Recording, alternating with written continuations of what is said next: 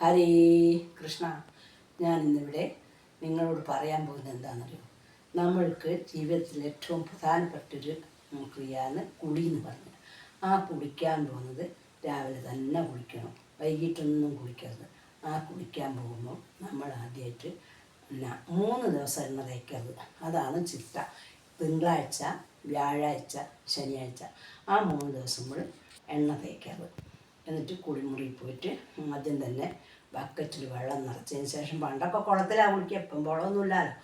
ബക്കറ്റിൽ വെള്ളം നിറഞ്ഞ ശേഷം ആദ്യം തന്നെ വെള്ളമെടുത്ത് ഗംഗാദേവി ഗംഗാദേവി എന്ന് പറഞ്ഞ് വെള്ളത്തിൽ നമസ്കരിക്കുക.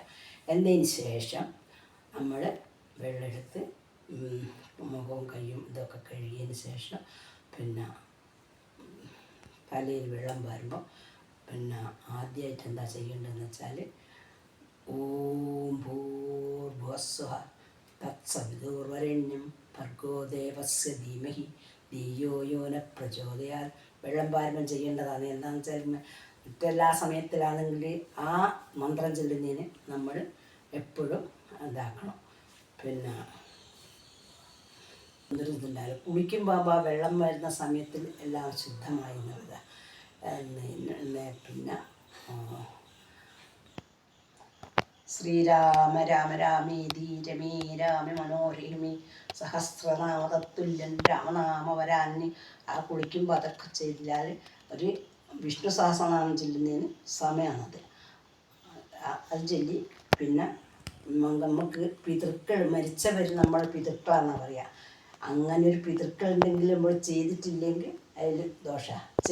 അങ്ങനെയൊന്നും ഇല്ലേ പോട്ടെ, ഉണ്ടെങ്കിൽ അത് നമ്മൾ എപ്പോഴും പിന്നെ പിതൃക്കൾക്ക് വെള്ളം എടുത്തിട്ട് പിന്നെ അച്ഛനും അമ്മയ്ക്കും എൻ്റെ തലമുറകളായിട്ടുള്ള അച്ഛനും അമ്മയ്ക്കും നമ്മൾ അറിഞ്ഞും അറിയാതെയുള്ള എല്ലാ പിതൃക്കൾക്കും നമ്മൾ തീർത്ഥം കൊടുക്കുക. 3 പ്രാവശ്യം തീർത്ഥം കൊടുക്കുക കുളിക്കുമ്പോൾ. അത് കഴിഞ്ഞതിന് എന്താണ് പിന്നെ വെള്ളം അവസാനമായിട്ട് വെള്ളം പാരുമ്പോൾ നമ്മൾ പിന്നെ ഗംഗാസ്നാനം സർവപാപഹരം, ഗംഗാസ്നാനം സർവാഹരം, ഗംഗാസ്നാനം സർവാഹരം എന്ന് വെച്ചാൽ ഗംഗാദേവിക്ക് വെള്ളം കൊടുക്കുക. അതിന് ശേഷം നമ്മൾ കിഴക്കോട്ട് തിരിഞ്ഞിന്ന് സൂര്യഭഗവാന് വെള്ളം കൊടുക്കണം. സൂര്യഭഗവാന് വെള്ളം കൊടുക്കുന്നതെന്ന് വെച്ചാൽ, ഓം മിത്രായ നമഃ, ഓം രവയേ നമഃ, ഓം സൂര്യായ നമഃ, ഓം ദാനവേ നമഃ, ഓം ഖഗായ നമഃ, ഓം ഭൂഷണേ നമഃ, ഓം ഹിരണ്യഗർഭായ നമഃ, ഓം മരീചയ നമഃ, ഓം ആദിത്യായ നമഃ, ഓം സവിത്രേ നമഃ, ഓം മർക്കായ നമഃ, ഓം ഭാസ്കരായ നമഃ. അത് 12 ഒരു മന്ത്രങ്ങളാണ്. അത് ദിവസം ചൊല്ലിയാൽ ആദിത്യ ഭഗവാൻ നമ്മളെ അനുഗ്രഹിക്കുന്ന. പിന്നെ നമുക്കായിട്ട് വേണ്ടിയിട്ട് സന്താപനാശാകരായ നമോ നമഃ, അന്ധകാരായ നമോ നമഃ, ചിന്താമണി ചിദാനന്ദായ നമഃ, നീഹാരനാശാകരായ നമോ നമോ, മോഹാവിനാശാകരായ നമോ നമഃ, ശാന്തായ രൗദ്രായ സൗമ്യായ ഘോരായ കാന്തിമതാങ്കാന്തി രൂപായ നമഃ, സ്ഥാവരജംഗമാചാര്യായ നമോ, ദേവായ വിശ്വേക സാക്ഷിണി നമഃ, സത്വപ്രധാനായ തത്വാദൈ നമഃ, സത്യസ്വരൂപായ നിത്യം നമോ നമഃ. അതിപ്പോൾ വിചാരിക്കും ഇപ്പം എങ്ങനെ ഇവർ ചെല്ലുന്ന ഞാക്കൾ. അത് രാമായണത്തിൽ രാവണനോട് ശ്രീരാമൻ യുദ്ധം ചെയ്ത് ഇതാക്കുന്ന സമയത്ത് അഗസ്ത്യ മുനി വന്നിട്ട് പറഞ്ഞതാണ് ഈ മന്ത്രം ജപിച്ച്.